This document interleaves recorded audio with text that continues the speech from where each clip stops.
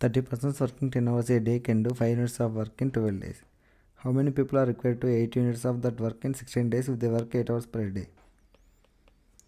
ఇక్కడ principal m1 into h1 into d1 by work 1 is equal to m2 into h2 into d2 by work 2.